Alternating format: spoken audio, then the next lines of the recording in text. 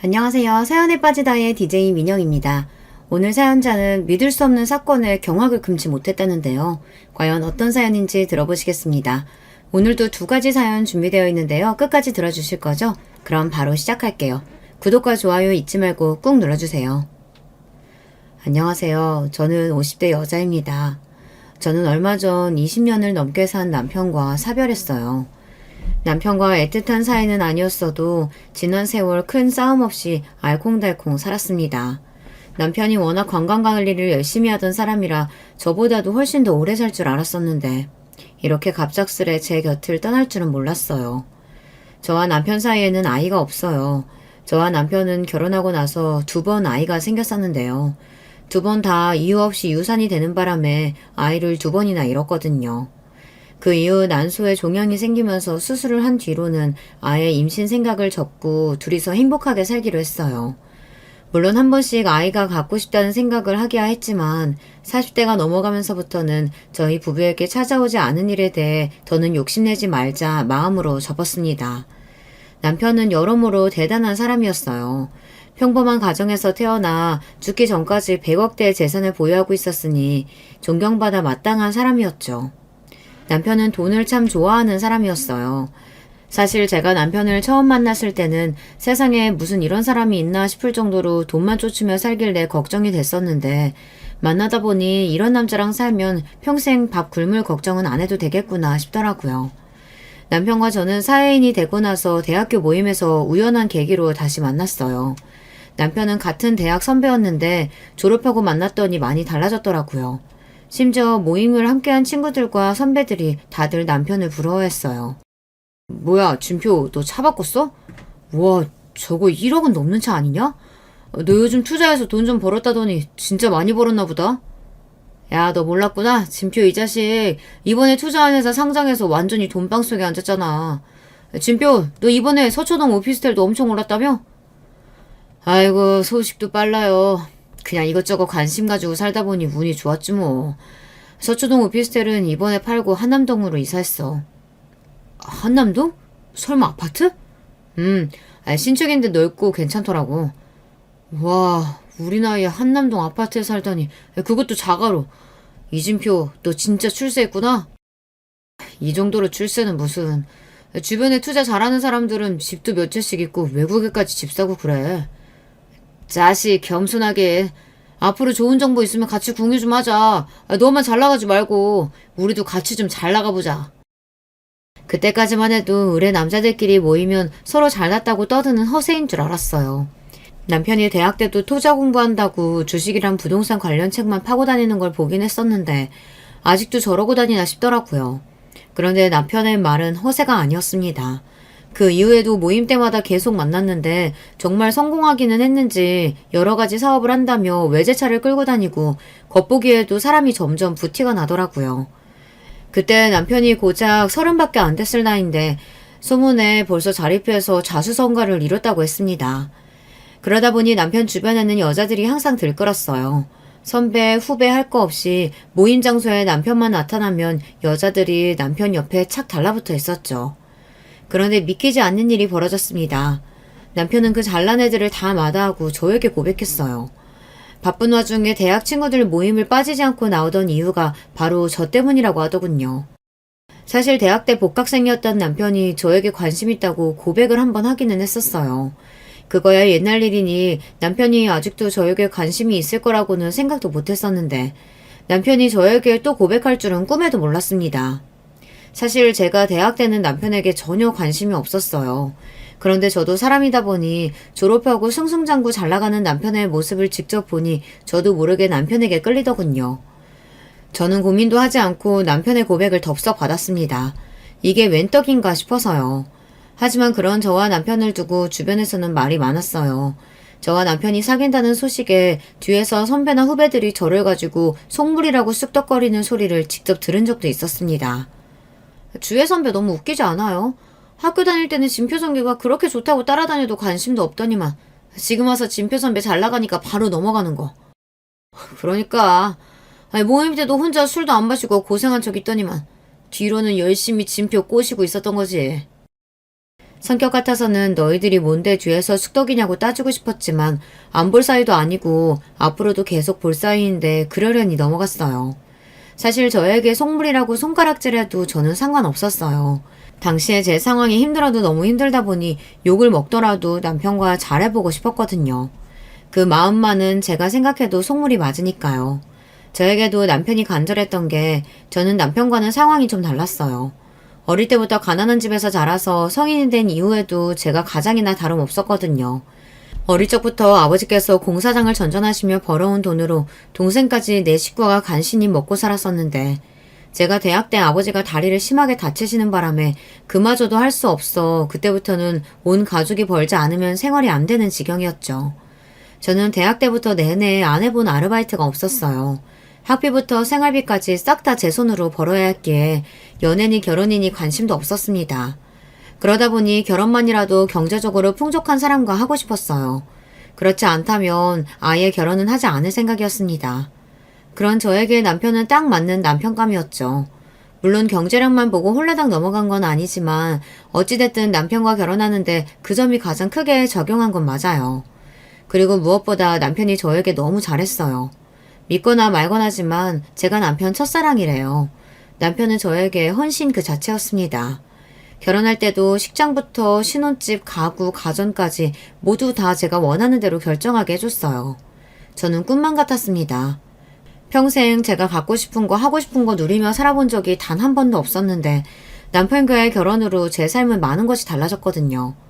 남편과 저는 유명 배우들과 재벌 자제들만 산다던 한남동 빌라에서 결혼 생활을 시작했어요. 남편과의 결혼으로 제 인생은 180도 달라졌죠.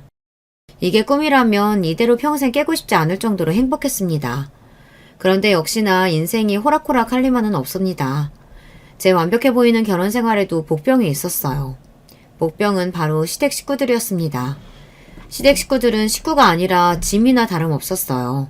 처음 이야기한 대로 남편은 자수성가했습니다. 원래 시댁도 넉넉한 형편은 아니었는데 남편이 성공하면서 시댁 상황도 많이 변했나 보더라고요.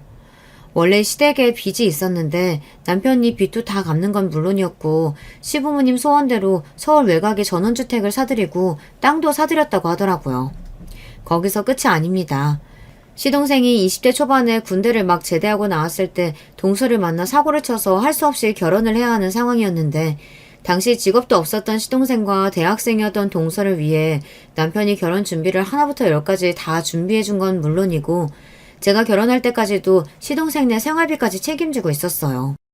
결혼하고 한 달이 되었을 때 남편이 알아서 시부모님과 시동생에게 생활비를 입금해주는 모습을 보는데 저로서는 기가 막히더라고요. 아버님, 어머님이야 연세도 있으시고 따로 버시는 거 없이 농사만 지으시니까 자식으로서 도와드릴 수야 있다지만 동선에는 생활비까지 왜 주는 거야? 동서나 서방님이나 둘 다 아직 젊은데 돈은 본인들이 일해서 벌어야지. 사실 제가 처음 결혼했을 때 이해가 되지 않았던 게 서방님이나 동서나 둘 다 멀쩡하게 대학까지 나와놓고 제대로 된 직장도 없이 일도 안 하고 놀고 있다는 겁니다. 그게 둘 다 철없을 때 아기 낳아서 아둥바둥 키우며 살다 보니까 애 키우랴 나가서 가장 노릇하랴 힘든지 둘이 매일 싸우는 것 같더라고. 그럴 바에야 내가 도와주는 게 나을 것 같아서 애 클 때까지는 돈 걱정하지 말고 열심히 육아만 하라고 했어. 동서랑 시동생은 아무것도 없는 상황에서 어린 나이에 결혼해서 처음부터 시댁에 들어가서 살았나 봐요.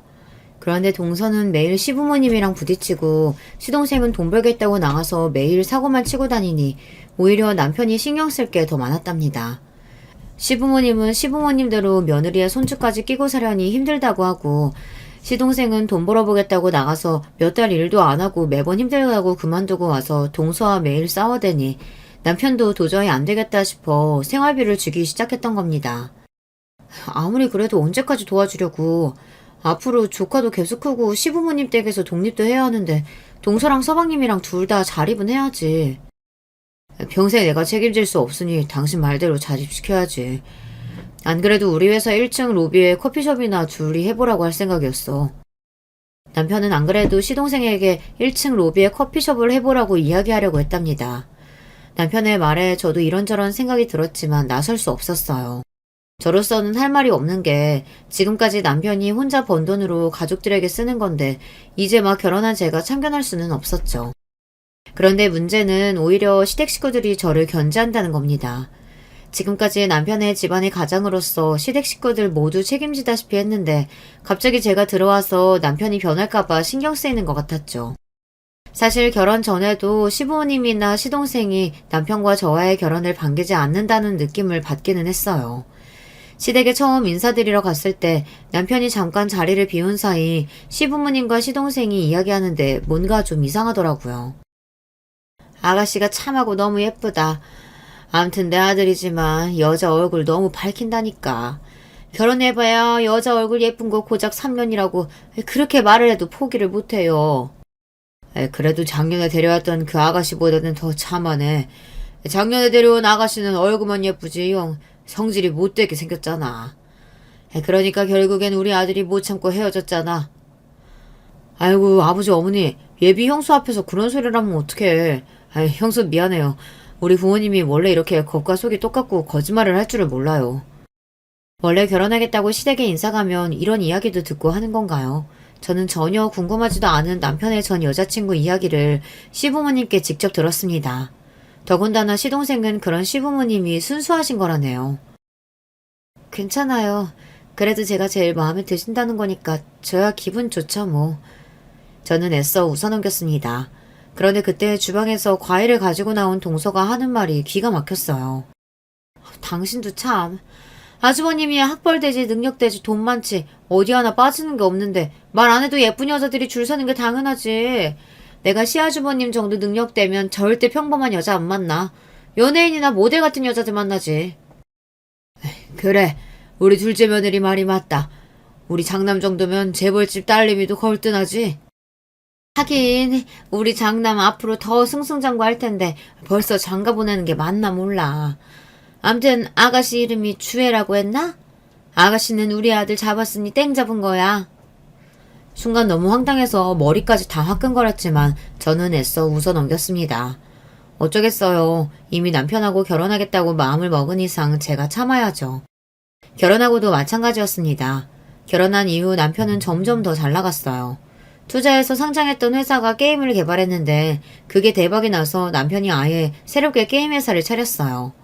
게임 회사를 차린 지 3년 만에 남편은 회사 건물을 통째로 매입한 걸로도 모자라 투자 목적으로 건물을 사고 팔았습니다. 덕분에 저는 잘 나가는 회사 대표의 사모님이 되어 있었어요. 남편이 잘 나가니 저도 당연히 기쁘죠. 하지만 저는 마냥 이 상황을 즐길 수만은 없었던 게 남편이 얼마나 고생하고 힘들게 일하는지 바로 옆에서 지켜보다 보니 남편이 힘들게 번 돈을 마냥 쉽게는 못 쓰겠더라고요. 저는 결혼한 이후로도 결혼 전에 다니던 직장을 계속해서 다녔어요. 주변에서는 물론 심지어 남편까지도 다들 이해하지 못했지만 저는 그 편이 마음이 편했습니다. 남편 덕에 하루아침에 좋은 집에서 살게 됐고 생활비 걱정도 하지 않아서 제가 번 돈으로 친정도 도와드릴 수 있게 되니 더는 돈 걱정을 하지 않고 산다는 것만으로도 저는 행복했어요. 그런데 그런 제가 시댁 식구들 눈에는 마음에 들지 않았나 봐요. 시부모님은 물론이고 시동생이나 동서까지 만날 때마다 괜한 일로 꼬투리를 잡았어요. 한 번은 그런 적이 있습니다. 남편이랑 시댁에 잠깐 갔는데 신은 양말에 구멍이 났더라고요. 아침에 신고 나갈 때는 분명 멀쩡했을 텐데 워낙 바쁘게 일하다 보니 구멍이 난 줄도 몰랐던 거죠. 저와 남편은 남편 양말을 보자마자 크크 웃었는데 그 모습을 가만히 바라보던 시어머니께서 갑자기 정색을 하셨어요. 우리 장남이 어떤 장남인데 구멍난 양말을 신고 다니게 하니? 여자가 일한다고 괜히 나대면서 돌아다니니 남편 내조나 제대로 하겠어? 아버지, 제 양말 좀 구멍난 거 가지고 왜 괜히 이 사람을 잡고 그래요? 아들, 아버지 말씀하시는데 끼어드는 거 아니야. 그리고 네가 그냥 보통 사람이니? 그 큰 회사 운영하는 대표인데 양말이 아니라 이에 낀 고춧가루라도 다 마누라가 챙겨줘야지. 우리 아들 보는 년이 얼마나 많은데. 어머니 아버지, 지금까지 저 없을 때 이 사람한테 그런 소리 하셨어요? 저희 부부 일은 저희가 알아서 하니까 이 사람한테 괜한 소리 하지 마세요. 그나마 다행인 건 남편은 항상 제 편이라는 겁니다. 시부모님이나 시동생에게 드리는 비용에 대해 제가 일절 간섭하지 않는 대신 시부모님이나 시동생이 저에게 무례하게 구는 일에 대해서는 언제나 남편이 제 편을 들어줬어요. 형, 아무리 형수한테 꽉 잡혀 살아도 그렇지 엄마 아빠한테 너무하는 거 아니야? 별것도 아닌 거 가지고 뭘 그렇게 정색을 해. 너야말로 형 말하는데 왜 끼어들어? 그리고 형 일에 신경 쓸 겨를 있으면 카페 일이나 잘해. 매일 1층 카페 내려갈 때마다 너는 보이지 않고 재수 씨만 있더라. 너는 도대체 일 안 하고 어디를 써다니는 거냐? 에이, 또, 잔소리. 그깟 카페 자리 좀 내줬다고 맨날 잔소리 해야겠어? 어차피 장사도 잘 안 돼서 애들 엄마만 있어도 충분해. 너 지금 그걸 말이라고 해? 사장이라는 놈이 가게에 붙어서 노력해야 장사가 잘 되는 거지. 너야말로 재수씨한테 다 맡겨놓고 매일 놀고 먹기만 하면 되겠어? 아주버님, 이 사람도 많이 노력하고 있어요. 요즘 워낙 경기가 안 좋아서 그런지 카페 매출이 자꾸 떨어져서 스트레스 받아서 그래요. 아무래도 저나 이 사람이나 장사에는 소질이 없나 봐요. 남편이랑 시동생은 큰 소리까지 내면서 다퉜습니다. 그 와중에 동사는 시동생 편을 들며 카페가 장사가 안 된다는 핑계를 댔어요. 그러면서 은근슬쩍 가게를 하기 싫다는 식으로 이야기를 꺼내더군요. 그 모습이 저는 너무 얄미웠어요. 남편은 크게 생각해서 1층 카페 자리까지 내준 건데 동서랑 시동생은 일하기 싫어서 매일 징징거렸거든요. 제가 보기엔 그 속이 뻔했습니다.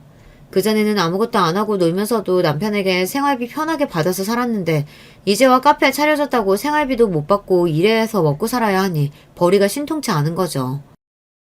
이놈들이 그만 못해? 아무리 대가리들이 컸어도 어디 감히 부모 앞에서 자식들이 큰 소리를 내고 싸워?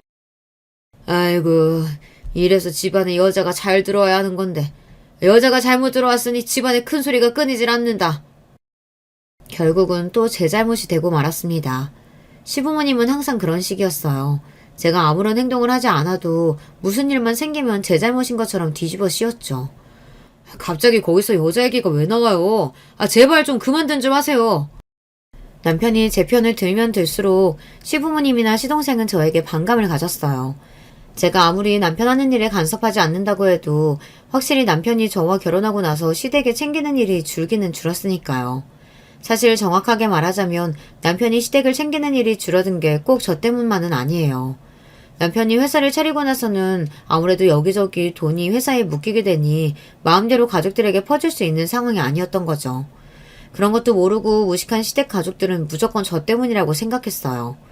그러다 보니 저도 웬만해서는 시댁 식구들에게 꼬투리를 잡히지 않으려고 노력했습니다. 저도 할 말은 많지만 자꾸만 가족들끼리 문제가 생겨봐야 제일 힘든 건 남편이니까요. 밖에 일만으로도 남편은 항상 바쁘고 힘들어하는데 집안일까지 신경 쓰게 하고 싶지 않았어요. 하지만 그마저도 제 마음대로 되지 않았습니다. 제가 시부모님께 미움을 받을 수밖에 없는 결정적인 이유가 저에게 있었거든요. 결혼하고 지금까지 저와 남편 사이에는 아이가 없었어요. 그러다 보니 시부모님은 돌아가시기 직전까지 저를 며느리로서 살갑게 대해주시지 않았습니다. 만날 때마다 아이에 관련된 이야기가 나오면 항상 저는 죄인이었어요. 큰애 너 설마 우리 아들 속이고 결혼한 거 아니니? 그렇지 않고서야 어떻게 결혼한 지 10년이 다 돼가는데 애가 안 생길 수가 있어? 아이고 내가 죽을 날도 얼마 안 남았는데 송구스러워서 하늘 날아가서 조상님들 얼굴을 어떻게 보나 몰라. 죄송해요. 어머님 아버님 마음 모르는 거 아닌데 저랑 진표씨는 그냥 아이 없이 살기로 했어요.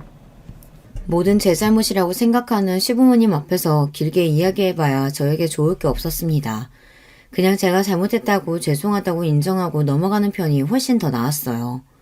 아주버님이 우리 진영이랑 수영이 예뻐해 주시는 거 보면 너무 감사하긴 한데 어떨 때 보면 참 안쓰러워요. 조카도 저렇게 예뻐하시는데 본인 자식 생기면 얼마나 예뻐하실까 싶어서요. 결혼한 세월이 길다고 해도 시부모님의 구박은 언제나 힘들고 지치는데 그 와중에 동서는 항상 나서서 한수를 더 떴어요. 그 모습이 시부모님보다 더 얄미웠습니다. 그런 일이 있을 때마다 제가 힘들어도 남편에게 말할 수 없었던 게 남편이 저나 친정에 참 잘했어요. 결혼한 이후 남편은 일도 바쁘고 자기 집 일만으로도 정신 없었을 텐데 저희 친정까지 챙기느라 여념이 없었습니다. 결혼 전에 저희 친정 부모님 사시는 걸 보더니 마음이 쓰였는지 결혼 준비하시라고 먼저 부모님께 따로 돈을 챙겨드렸나 보더라고요. 그뿐이 아니에요. 결혼 후에도 친정에 가기만 하면 용돈 하시라고 두둑한 봉투를 건넸습니다.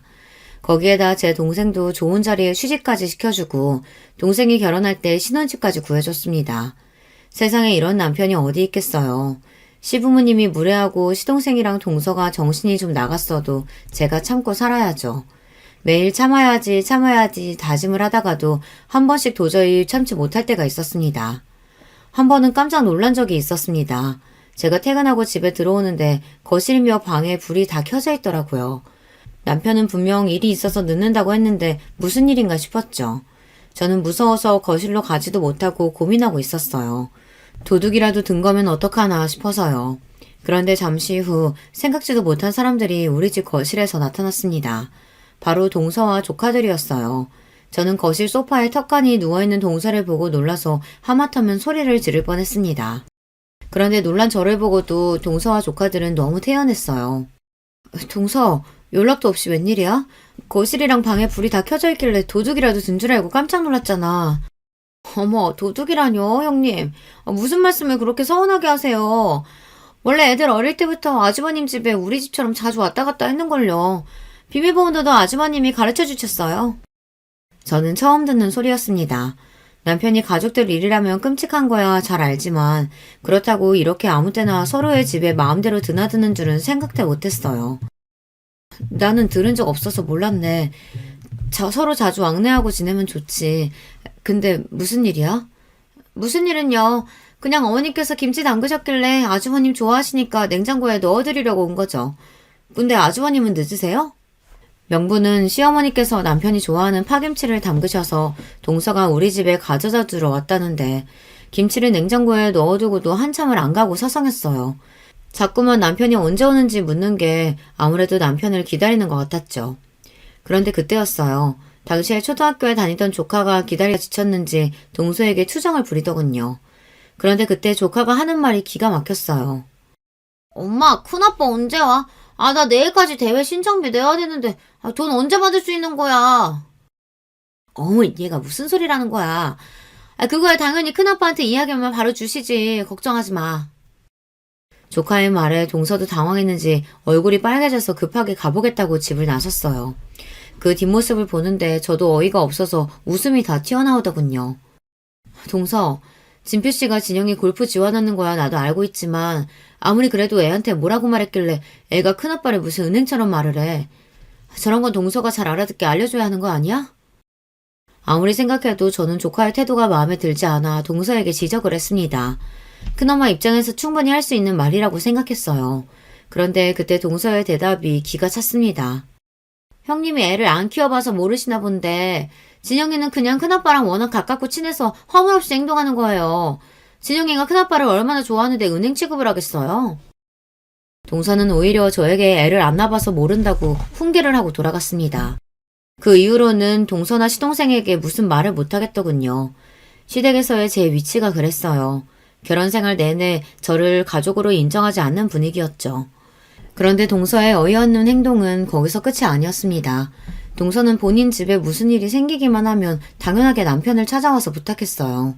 바로 몇 년 전 그런 적이 있습니다. 조카가 골프를 해요. 그것도 어이가 없는 게 시동생이랑 동서는 능력도 안 되면서 자기들 애가 골프를 하고 싶어하고 재능이 있다는 말로 남편을 설득했어요. 그렇게 20년 넘게 남편한테 돈을 받아 골프를 시켰어요. 남편도 골프를 좋아하다 보니 조카가 골프 선수가 된다고 하면 어떻게든 밀어주고 싶어서 하는 일이라고는 하지만 지난 20년 동안 크게 성과도 없는 아이에게 저렇게까지 투자를 하는 게 맞나 싶을 정도로 동서랑 시동생은 호화롭게 운동을 시켰어요. 옆에서 보면 저야 마음에 들지 않았지만 남편이 자기 조카가 예뻐서 하는 일이니 저로서는 끼어들 수가 없었습니다. 그런데 문제는 시동생이었어요. 젊어서도 그렇게 사고를 치더니만 시동생은 50이 다 돼서도 사고를 쳤습니다. 시동생이 하는 일 없이 조카만 따라다니면서 매니저를 해요. 대부분 자식이 골프를 하면 아빠가 매니저로 따라다니는 게 흔한 일인가 보더라고요. 조카와 함께 골프를 하는 친구들의 아빠들끼리 모임이 있는데 거기서 시동생이 남편 이름을 대고 돈을 빌렸나 봐요. 애들 골프 연습 시켜두고 아빠들끼리 소소하게 골프 내기를 쳤는데 그때마다 시동생이 져서 여기저기 돈을 꿔서 내기 골프를 쳐나보더라고요. 그런데 시간이 지날수록 그 비용이 점점 커지니 아빠들 사이에서 소문이 나서 시동생이랑 조카가 곤란하게 됐나 봐요. 그 일을 가지고 동서가 쪼르르 우리 집에 찾아왔어요. 아주머님, 저 정말 애들 아빠 때문에 속상해서 못 살겠어요. 돈 한 푼 안 벌고 애 뒤만 졸졸 쫓아다니기로 했으면 매니저 일이나 잘할 것이지. 여기저기 내기 골프 치면서 돈까지 빌려서 아들 망신이나 시키고 창피해서 얼굴을 못 들고 다니겠다니까요. 시동생은 그나마 하던 카페 일도 안 하고 조카만 따라다녔어요. 카페도 장사가 안 돼서 힘든 와중에 시동생이 나가서 사고까지 치고 다니니 동서도 힘들만 하긴 했습니다. 남편은 그런 동서를 안쓰러워했어요. 제가 재수씨 마음을 왜 모르겠어요. 준표 그 자식은 도대체 언제 정신 차리려고 그러는지. 제가 준표 만나서 따끔하게 이야기할 테니까 재수씨는 걱정하지 마세요. 감사해요, 아주버님. 정말 아주버님 안 계셨으면 저랑 애들은 아마 거리에 나앉았을 거예요. 애들 아빠가 빚진 것만 좀 도와주세요. 가만히 듣고만 있으려고 했는데 저도 짜증이 나서 도저히 듣고만 있을 수가 없더군요. 동서, 여기가 은행도 아니고 매번 돈 문제 생길 때마다 여기 와서 달라고 하면 어떡해. 동서 상황 모르는 건 아니지만 서방님이 실수했으면 둘이서 어떻게든 해결해보려고 노력이라도 해봐야지. 아무리 남편이 사업하는 사람이고 시댁에서는 가장이나 다름없다고 해도 도가 지나쳐도 너무 지나쳤습니다. 도와주는 것도 어느 정도지 동서랑 시동생한테 돈 문제가 생길 때마다 왜 당연하게 제 남편이 해결해야 하는 건지 이해가 되질 않았어요. 그런데 그 순간 제 말에 동서의 표정이 순식간에 차갑게 굳었습니다. 그러더니 한다는 말이 가관이었어요. 형님, 무슨 말을 그렇게 서운하게 하세요? 아무리 형님이 이 집 안주인이라고 해도 우리 가족이랑 아주머님 사이의 관계도 있는데 이래라 저래라 하면 안 되는 거죠. 남편 앞에서는 금방이라도 쓰러질 것처럼 눈물까지 글썽거리며 연기를 하더니만 제 말 한마디에 혹여나 본인의 계획이 어그러질까 미간을 잔뜩 구기며 저를 쏘아보더군요. 그때가 이미 저와 남편이 결혼한 지 20년이 다 됐을 때예요. 시부모님도 돌아가신 지 몇 년 됐을 때였죠. 아무리 저와 동서가 지난 세월 동안 남보다 못한 관계로 대면대면 살았다고 해도 시댁에 크고 작은 일이 있을 때마다 서로 도우며 지냈는데 이제와 제가 싫은 소리 조금 했다고 우리 가족 어쩌고 하면서 저만 쏙 빼놓고 이야기를 하니 기분이 팍 상하더군요. 여보, 당신도 그만해. 재수씨가 얼마나 힘들었으면 나까지 찾아와서 이러겠어. 내가 그동안 회사일 때문에 신경 쓰느라 조카들이고 재수씨고 신경을 못 썼어요.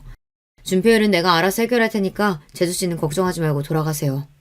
가는 세월은 못 잡는다더니 남편도 많이 변했습니다.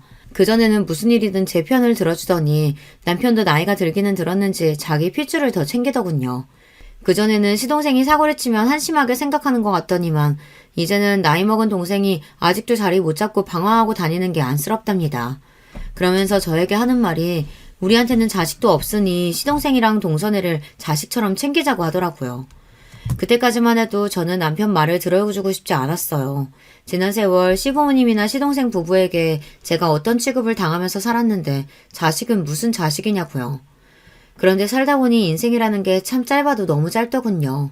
어느 날이었어요. 믿기지 않는 일이 벌어졌습니다. 그날은 남편이 지방으로 출장을 갔다가 일주일 만에 집에 돌아오는 날이었어요. 남편은 본인이 오랫동안 집을 비운 게 미안하다며 그날 저녁은 오랜만에 제가 좋아하는 파스타를 먹으러 가자고 했어요.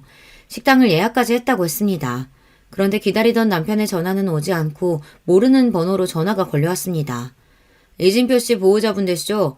현재 이진표 씨께서 병원 응급실에 실려 계십니다. 바로 병원으로 좀 와주시겠어요? 그때까지만 해도 단순 교통사고라고 해서 그냥 좀 남편이 다쳤나 보다 했어요. 그런데 남편은 제가 병원에 도착하기까지 기다리지 못하고 숨을 거뒀습니다. 남편은 중앙선 침번으로 반대편에서 오는 차와 부딪혀 사고가 났다고 하더라고요. 남편은 그렇게 저만 남겨두고 하늘나라로 떠나버렸습니다. 남편이 죽고 난 뒤 저는 49제를 지낼 때까지 매일 눈물을 흘렸습니다. 참아보려고 해도 텅 빈 침대만 보면 눈물이 절로 흘렀어요. 저도 제가 이 정도로 남편을 생각하고 아끼는 줄은 몰랐었는데 남편이 떠나고 나니 비로소 남편의 소중함을 알겠더라고요. 아이들도 다 크고 독립해서 앞으로 남편과 오순도순 노후를 맞이할 일만 남았다고 생각했는데 갑작스레 남편이 허망하게 가버렸으니 인생이 너무도 허무하고 초라했습니다. 그러던 어느 날이었어요. 웬일로 동서가 집에 찾아왔더라고요. 그것도 저를 주겠다고 제가 좋아하는 라떼와 치즈케이크를 만들어 왔더라고요. 형님, 혼자 마음고생 많이 하셨죠? 제가 명색이 하나뿐인 동서인데 자주 못 찾아뵈서 죄송해요. 이거 형님이 좋아하는 라떼랑 케이크니까 드시고 힘 좀 내세요. 아, 그리고 형님 드시라고 제가 사골도 끓여왔는데 이거는 냉동실에 넣어둘게요. 먼저 커피 드시고 계세요. 동서는 어울리지 않게 저를 주겠다고 반찬이랑 사골까지 바리바리 짐을 싸들고 왔더라고요. 저는 아무래도 이상해서 주방으로 가는 동서의 뒷모습을 가만히 바라보았습니다. 그런데 이상한 게 동서는 어딘가 신나 보였어요. 남편이 죽고 힘들어하는 저를 위로하겠다고 온 것 치고는 발걸음도 가볍고 심지어 콧노래까지 부르고 있었습니다. 그러더니 한다는 말이 기가 막혔어요. 이번에 우리 진영이 대회에서 상 받은 거 아시죠? 애가 재능은 있기는 한데 자꾸 큰 대회만 나가면 실수해서 걱정이에요. 그래도 제가 무슨 낙으로 살겠어요. 남편 복은 없어도 자식 복은 있는지 애들이 다 착하고 성실해서 그 맛에 산다니까요. 형님도 자식 하나만 딱 있으면 지금 그렇게 힘드시진 않을 텐데. 원래 그렇잖아요. 남편이라는 게 옆에 있으면 귀찮고 없으면 허전하고. 역시나 동서였습니다. 입만 열었다 하면 헛소리를 해대니 또 제 신경을 건드렸습니다. 진영이 잘한다고 하니 다행이네. 남편도 하늘에서 뿌듯해할 거야. 근데 자랑 다 끝났으면 그만 가봐. 내가 오늘은 영 힘이 없는 게 동서 자랑 받아줄 기분이 아니네. 어머머, 죄송해요 형님. 제가 자랑하러 온 건 절대 아니고 형님 어떻게 위로해줘야 몰라서 이러는 거예요. 형님도 아시죠? 저 푼쓴 거. 커피 얼른 드세요. 케이크도 좀 드시고요. 기껏 위로해주겠다고 와서는 자기 이야기만 하고 실실 웃어대는 꼴이 그날따라 유난히 거슬렸던 저는 동서가 가져온 케이크와 커피도 이상하게 찝찝했습니다. 평소라면 생각할 것도 없이 바로 입에 가져갈 만큼 좋아하는 것들이지만 도무지 식욕이 생기질 않더군요. 저는 아무래도 먹고 싶지 않아 동서 앞에 있던 컵과 제 컵을 바꿨습니다. 동서는 라떼를 절반이나 먹었길래 제 것까지 더 먹더라고요. 그런데 잠시 후 믿기지 않는 일이 벌어졌습니다. 냉장고에 반찬을 넣고 돌아온 동서가 제가 바꿔놓은 라떼를 벌컥벌컥 마시더니 잠시 뒤 말도 안 되는 일이 벌어지고 말았어요. 동서가 그대로 바닥에 쿵 소리를 내고 쓰러지고 말았습니다. 저는 너무 놀라서 동서를 흔들다가 도저히 일어나지 않아 곧바로 119에 신고를 했어요. 구급차를 타고 곧장 응급실로 갔는데 응급실에서 동서 상태를 보고 하는 말이 황당했습니다. 혹시 환자분이 스스로 목숨을 끊으려고 하신 건가요? 위에서 다량의 수면제 성분이 나왔어요. 이 정도면 치사량 수준이라고요. 동서가 스스로 목숨을 끊으려고 할 정도로 다량의 수면제를 복용해서 바로 장 청소를 해야 한다고 하더군요. 저는 너무 어이가 없고 기가 막혀서 한동안 말을 할 수가 없었습니다. 그러니까 제가 만약 컵을 바꿔놓지 않았다면 동서가 마신 커피를 제가 마시게 돼서 응급실 침대에 눕게 되는 건 동서가 아니라 제가 된다는 이야기였죠.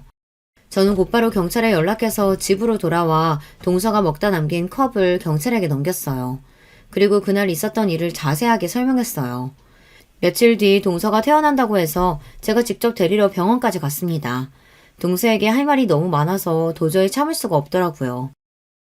형님, 애들 아빠가 데리러 오기로 했는데 형님이 힘들게 뭐하러 오셨어요? 병실에 나타난 저를 보고 동서는 귀신이라도 본 듯 놀라서 눈도 마주치지 못했습니다. 그럴만했죠. 그래도 인간이라면 응당 그래야 맞죠. 서방님 동서 데리러 안 와. 내가 그럴 필요 없다고 했거든. 제 말에 동서는 토끼눈이 돼서 그게 무슨 소리냐고 물었어요. 그 모습이 가스러워서 저도 모르게 피식 웃음이 다 나더군요. 왜는 왜야. 나랑 같이 경찰들이 동서 데리러 왔으니까 그렇지. 동서는 이제 영영 그 집으로 못 돌아가. 평생 감옥에서 썩을 생각해. 뭐라고요? 그게 무슨 소리예요? 내가 감옥에 왜 가?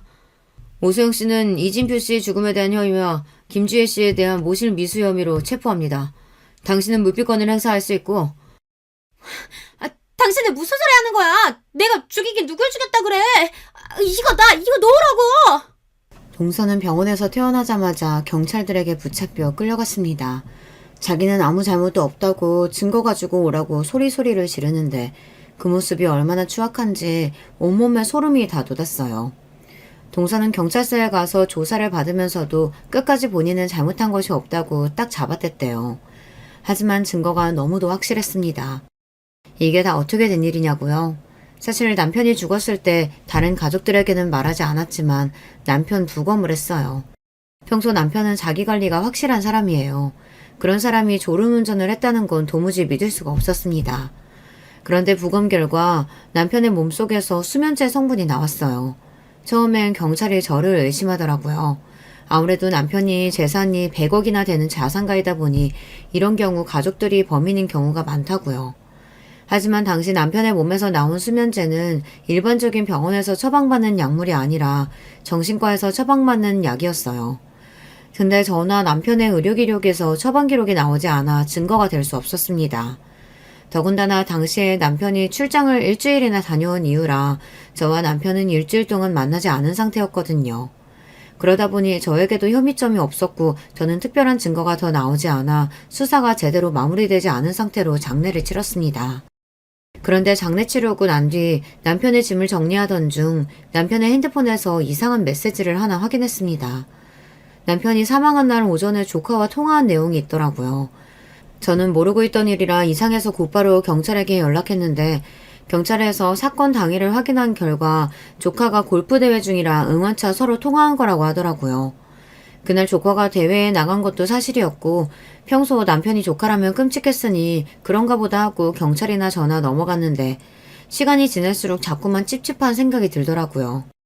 남편이 스스로 목숨을 끊으려고 수면제를 구해 먹었을 리 없고 누군가 먹이려고 작정을 했다면 사건 전날이든 당일이든 무슨 수를 써서든 연락을 해왔을 텐데 남편의 핸드폰에는 조카와의 통화 말고는 누구와의 연락도 없었습니다. 그런데 남편이 죽고 저를 찾아온 동서가 저에게 주려고 했던 커피를 먹고 쓰러지자 그 순간 확신이 들더군요. 아, 인연이구나. 인연이 나 남편을 죽이고 나까지 죽이려고 했구나. 다량의 수면제를 복용하고 병원에 입원한 동서를 두고 저는 곧장 경찰서에 가서 이 사실을 알렸습니다. 그리고 커피에 남아있는 수면제 성분이 남편을 죽인 그 수면제와 같은 약인지부터 조사했어요. 그런데 제 생각이 맞았습니다. 두 약은 성분이 일치했어요. 경찰은 이것만으로는 증거가 되지 않는다고 조금 더 조사를 해봐야 한다고 했어요. 그러고는 동서가 정신과에서 수면제를 처방받은 적이 있는지 확인했어요. 그런데 동서의 의료 기록에는 전혀 수면제를 처방한 기록이 없었어요. 저는 답답해서 곧바로 다시 동서가 입원한 병원으로 향했습니다. 너무 화가 나서 사람을 붙들고 흔들어서라도 이게 어떻게 된 일인지 물어봐야겠다 싶어서요. 그런데 병원에 갔다가 놀라운 사실을 듣고야 말았습니다. 수면제는 동서가 아니라 시동생이 처방받은 양이었습니다. 동서 상태가 좋지 않아 보호자가 병실에 들어갈 수 없는 상황이라 저는 답답함을 호소하며 병실 앞에 앉아있던 시동생에게 제 마음을 다 털어놨어요. 그러자 제 말에 시동생이 눈이 동그래지며 그게 사실이냐고 되묻더군요. 그러더니 하는 말이 기가 막혔어요. 그 수면제 제가 먹던 거예요. 내가 그 정도는 아니라고 안 먹어도 된다고 우겼는데도 애들 엄마가 사람 환자 취급하면서 꼭 먹여야 한다고 우겨서 처방받았거든요. 그랬습니다. 이제야 막막했던 퍼즐이 풀리는 것 같았어요. 흔히 수면제는 우울증 같은 정신적인 질병으로 불안증을 앓을 때 처방받는 거라고 생각했었는데 알고 보니 시동생이 몇 년 전부터 도박 중독으로 치료센터를 다니며 치료를 받았다고 하더라고요. 동서가 치료센터를 안 가면 이혼하겠다고 난리를 쳐서 가긴 했는데 동서가 자꾸만 본인을 환자 취급하며 병원에 가둬두려고 하고 이상한 약도 자꾸 먹으라고 해서 결국은 얼마 전에 안 다니겠다고 병원을 뛰쳐나왔대요. 그랬으니 안 먹은 약도 집에 많을 거랍니다. 그럼 애들 엄마가 일부러 형을 죽였다는 거예요? 말도 안 돼. 형은 교통사고라면서요. 남편이 죽었을 때 저도 워낙 정신이 없기도 했고 머릿속이 복잡해서 가족들에겐 단순 교통사고라고 대충 이야기했어요. 워낙 갑작스러운 죽음이었기에 가족 모두 혼란스러웠거든요. 제 말에 시동생은 믿을 수 없다는 듯 인정하지 않았어요. 진표씨 죽은 날 오전에 진영이랑 경기 있다고 통화했다던데 혹시 그날 서방님이랑 진영이랑 같이 있었어요? 혹시나 하는 마음에 한 번 더 확인했습니다. 조사 때야 남편이 조카에게 경기 잘하라고 통화한 게 다라고 해서 그런가 보다 하고 넘어갔지만 저로서는 아무래도 이상해서 한 번 더 물었습니다.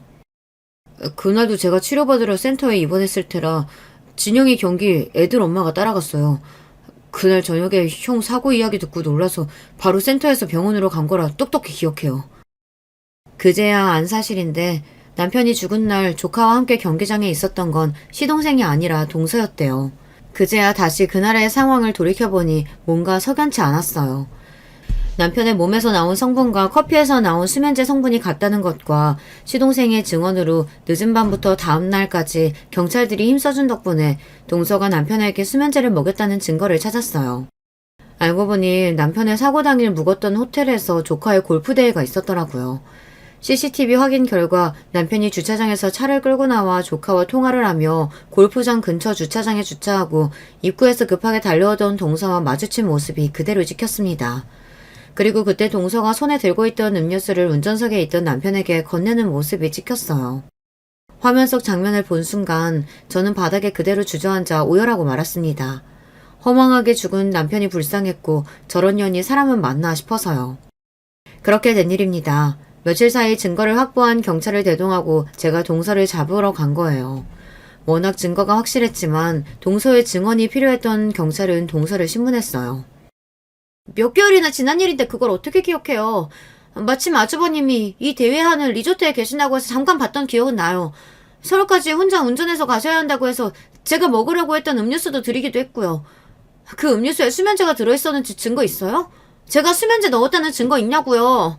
그리고 제가 좋을 게 뭐가 있다고 아주버님을 죽여요. 아주버님 안 계시면 저랑 제 아들은 낙동강 오리알인데.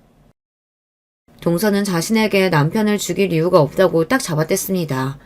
저는 동서가 그렇게 나올 줄 알았어요. 그래서 미리 준비한 게 있었습니다. 기록에 보니까 이진표 씨가 사망한 후 조카한테 상속된 재산이 꽤 많던데요. 남편이 죽기 전에 변호사를 통해 작성해둔 유언장에는 저 외에도 조카에게 남긴 재산이 있었어요. 그 전부터 남편은 자식이 없다 보니 조카를 자기 자식처럼 생각했어요. 조카가 골프를 그만두지 않고 계속해서 할 수 있게 밀어주겠다고 하더니만 조카 앞으로 건물을 남겨뒀더라고요. 그거야! 아주버님 워낙 우리 아들을 예뻐해서 남겨주신 거죠. 아주버님이 돌아가시기 전까지 애 앞으로 상속되어 있다는 거 저는 전혀 몰랐어요. 아주버님 돌아가시고 나서야 알았다니까요? 끝까지 자기는 아무것도 몰랐다고 잡아대던 동서는 남편 담당 변호사의 등장에 결국은 당황해서 꾹 닫고 있던 입을 열었습니다. 이 대표님께서 사망 시 조카에게 상속하기로 한 내용이 있다는 사실을 돌아가시기 몇 개월 전 처제인 오수영 씨에게 전달했다고 들은 적이 있습니다. 이게 바로 그때 대표님과 통화한 내용입니다. 남편은 돈에 관련해서는 철두철미한 사람이에요. 조카에게 재산을 상속하기로 하고 나서 기록을 남겨주지 않았을 사람이 아닙니다. 남편은 동서와 통화한 녹취 내용을 변호사에게 보내뒀습니다. 동서는 결국 구속됐습니다. 상속을 노리고 남편에게 수면제를 먹였다는 혐의가 입증돼서 징역형을 선고받았어요. 저도 제가 잘못한 거 알아요. 그런데 정말 방법이 없었어요. 남편이라는 인간은 평생 하는 일도 없이 매일 놀고 먹기만 하지. 커피숍은 말이 좋아 커피숍이지 하면 할수록 매일 적자지. 거기다가 애는 골프하겠다고 들어가는 돈이 수백씩 깨지는데 저보고 어쩌라고요. 그렇다고 멀쩡한 사람한테 수면제를 먹여? 도대체 어떻게 되는 인간이면 그런 짓까지 하는 거야? 저라고 처음부터 그럴 생각은 아니었어요. 유언장 이야기 듣고 나서 그 이후에 아주버님께 찾아가서 어차피 죽으면 줄 재산 미리 좀 주면 안 되냐고 했더니 그건 절대 안 된다고 하시잖아요. 거기다가 애한테 들어가는 지원금도 애 컸다고 점점 줄이고 저도 살려고 그랬어요. 살려고. 저희 둘째가 이제 중학생이에요. 한참 사춘기인데 엄마가 감옥 간다고 하면 내가 얼마나 충격받겠어요. 판사님 제발 좀 봐주세요. 동서는 끝까지 아직 미성년자인 자식이 있다고 호소했지만 재질이 워낙 불량해 받아들여지지 않아 형을 선고받았습니다. 그리고 최근 시동생은 동서와 이혼했어요. 당연한 결과였죠. 돈에 눈이 멀어 형을 죽인 아내와 어떻게 살 수 있겠어요. 그리고 법원에서 조카에게 상속된 재산을 다시 반환할 수 있다는 판결이 났습니다. 시동생도 당연히 저에게 주겠다고 했고요. 하지만 저는 아직 받지 않았습니다. 사실 어떻게 해야 할지 모르겠어요. 동서가 벌인 짓이야 당연히 벌을 받아 마땅한 죄지만 시동생과 조카들은 그렇지 않잖아요. 남편이 살아생전 조카들을 얼마나 예뻐했는지 제가 가장 잘 아는데 그 어미가 잘못했다고 해서 모든 걸 다 빼앗는 게 맞는 건지 모르겠어요. 하늘에 있는 제 남편은 어떻게 생각할까요? 제 마음 같아서는 동서가 저지른 잘못이라도 이미 상속된 재산이니 조카와 시동생 앞으로 살아가는 데 있어 필요한 곳에 알아서 썼으면 좋겠어요. 하늘에서도 남편은 조카가 골프로 성공하는 모습을 꼭 보고 싶어 할 것 같기도 하고요. 저는 아직도 결정하지 못했습니다. 동서 때문에 남편도 가정도 모두 다 잃었으니 하나도 빠짐없이 모두 다 뺏는 게 맞는 걸까요? 저야 운이 좋게도 남편이 남겨준 재산이 평생 쓰고 죽어도 남을 정도로 많아요. 그러다 보니 돈에는 욕심이 나지 않습니다. 어차피 저야 자식도 없으니 죽으면 남겨줄 가족도 없잖아요. 여러분의 생각은 어떠신지 댓글로 의견 남겨주시면 하나하나 읽어보고 참고하도록 하겠습니다. 그리고 앞으로 남은 인생 혼자서 잘 헤쳐나가라고 저에게 응원의 메시지 많이 남겨주세요. 끝까지 제 막장 스토리 들어주셔서 감사합니다. 여러분의 가정에는 항상 즐거운 일만 가득하시길 바랄게요. 안녕하세요. 저는 제 인생이 롤러코스터 놀이기구 마냥 여러 지점을 옮겨가는 것 같다고 생각하는 어느덧 중년 나이가 된 여성입니다. 부디 제가 살아온 이야기를 귀담아 들어주실 분들이 계셨으면 해요. 저는 꽤 평범한 가정 안에서 자란 아이였습니다. 평범하고 소소한 행복을 누리며 살아가던 저희 가족에게 어느 날 커다란 비극이 닥쳤습니다. 제 부모님께서 모처럼 평일에 함께 시간을 내서 두 분이 놀러 가셨다가 사고를 당하셨던 거예요. 현장에서 크게 다친 부모님께서는 병원 신세를 지게 되셨는데요. 저하고 언니는 그때 두 손을 맞잡고 매일같이 기도를 했었어요. 제발 두 분이 저희 곁을 떠나지 않게 해달라고. 그렇게 존재도 모르는 신을 향해서 빌고 또 빌었습니다. 그러나 병원에 실려오신 지 딱 일주일 만에 아빠는 돌아가셨죠. 그때 언니가 고등학생, 제가 중학생이었어요. 저희가 장례 절차이니 뭐니 이런 것들에 대해서 뭘 알겠나요? 아무것도 몰랐죠. 게다가 경황까지 없던 상황이었어요. 평소에 별로 친인척들과 왕래가 저희 가족은 없었습니다만 아빠가 돌아가시고 나서 많이들 찾아오셨어요. 저희 자매는 그걸 감사하게 여기며 엄마의 회복을 빌었죠. 엄마만이라도 제발 살아달라고 울며 빌며 난리도 아니었습니다. 하지만 아빠가 돌아가신 지 17일 뒤에 엄마 역시도 돌아가셨어요.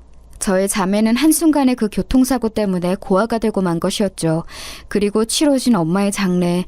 역시 슬픔 속에서 찾아주시고 도움 주신 친인척 분들 덕분에 엄마의 마지막 곁을 지켰다고 언니하고 저는 동시에 그렇게 생각했었어요.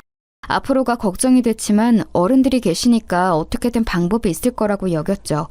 그러나 그것은 저희 자매의 착각이었습니다. 유경아, 우리 앞으로 정신 바짝 차리고 살아야 할 것 같아. 아빠하고 엄마 앞으로 나온 약간의 보험금, 그리고 장례식장을 찾아주신 분들의 조의금까지 모두 다 우리가 빼앗긴 거였어. 언니, 지금 그게 다 무슨 소리야? 그게 말이 돼? 어떻게 그럴 수가 있어? 아빠 돌아가셨을 때 기억나? 아빠의 사촌형이라는 분이 큰 고모 안고 우리한테 와서는 그러셨잖아. 아무리 경황이 없고 정신이 없어도 제정신 박힌 자식들이라면 부모의 3일장을 치러줘야 맞는 거라고. 그런 것도 안 하면 사람 아니고 짐승이라고 그렇게 말씀을 해주셔서 우리는 당연히 따랐던 거였지. 엄마 돌아가셨을 때도 마찬가지였고. 그런데 지금 생각해보니까 우리 부모님 앞으로 들어오는 조의금들을 노린 거였어. 설마 우리 뒤통수 맞고 다 잃은 거야? 어떻게 어른들이 그럴 수가 있어? 그러면 우리한테는 남은 게 아무것도 없어? 아무것도 없는 것 같아. 우리 집에 남은 재산은 우선 청구된 병원비하고 장례식장 3일장으로 진행한 그 비용, 이런 걸 해결해야 할 것 같고. 언니가 말을 맺지 못하고 주저앉았을 때 저는 그 옆에서 세상이 떠나가라 울었습니다.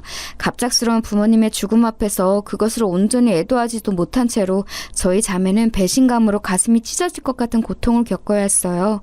제대로 된 어른이 저희 주변에는 없었던 거예요. 그나마 일찍 돌아가셨던 외할머니의 바로 아래 동생이신 저희 자매에게는 이모 할머니 되시는 분께서 멀리 사시는 와중에도 저희의 소식을 접하시고 손길을 내밀어 주셨습니다. 그런데 이모 할머니께서도 상황이 좋지는 않으셨어요.